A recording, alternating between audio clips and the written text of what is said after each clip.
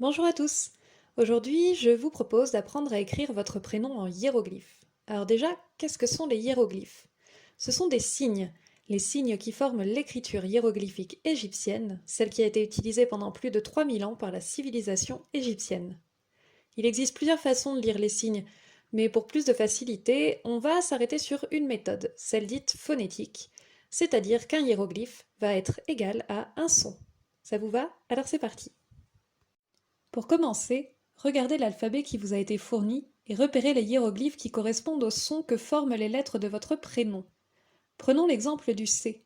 Si vous vous appelez Catherine, trouvez le hiéroglyphe qui correspond au son K. Il s'agit du signe de la corbeille. Si par contre vous vous appelez Céline, trouvez le hiéroglyphe qui correspond au son S. C'est le signe qui ressemble à une canne. Une fois que vous avez trouvé tous les hiéroglyphes qui forment votre prénom, recopiez-les sur une feuille. Mais attention, il y a quelques règles à respecter. Déjà, les hiéroglyphes peuvent se lire dans plusieurs sens. De gauche à droite, de droite à gauche, ou encore de haut en bas. Choisissons un sens, disons de gauche à droite. Il faut savoir que les Égyptiens aimaient dans leurs représentations que les proportions soient bien respectées et qu'il y ait une symétrie presque parfaite. Quand on écrit en hiéroglyphes, on évite un maximum les vides. On n'écrit donc pas les signes les uns à la suite des autres, mais on imagine une sorte de carré dans lequel tous les signes remplissent l'espace.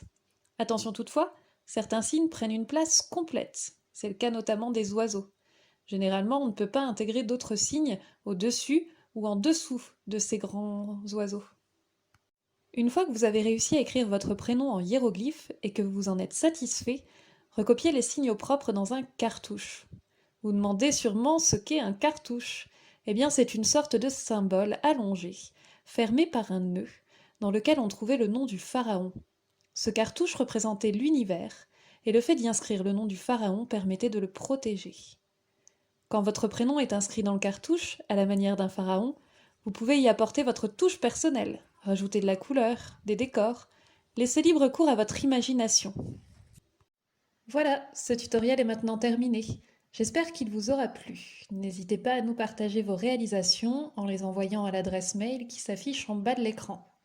En attendant de pouvoir se retrouver au Musée des Beaux-Arts Antoine Lécuyer, je vous donne rendez-vous sur les réseaux, Facebook et Instagram, pour découvrir d'autres contenus culturels. Je vous dis à bientôt et d'ici là, prenez soin de vous.